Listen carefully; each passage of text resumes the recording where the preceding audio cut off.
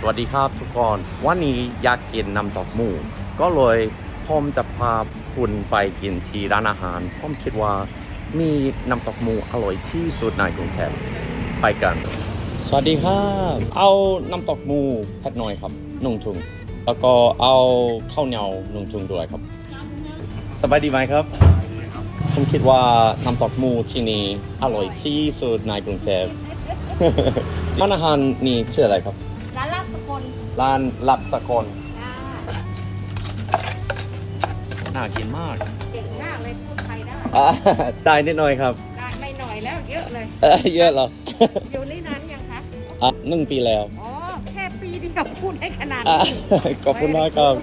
เก่งได้ด้วยไม่ได้เผ็ดนิดหน่อยเผ็ดนิดหน่อยเก่งเนี่ยเท่าไหร่ครับขอบคุณมากครับสวัสดีครับสวัสดีครับเอาน้ำตกหมูแล้วก็ส้มตำไทยด้วยไปกินที่สวรรค์เป็นวันนี้หิวมากเลย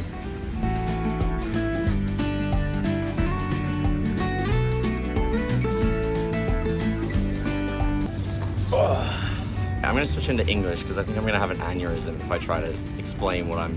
going to explain in Thai. If you haven't had Nam Tok Moo, gotta try it. It's one of my favorite dishes in Thailand. This one is like the sauce is really quite thick and it's got like this really smoky flavor and the pork is really fatty, which gives it like this really rich, silky texture. Oh. Oh, wow. And then the sticky rice, the khao niao.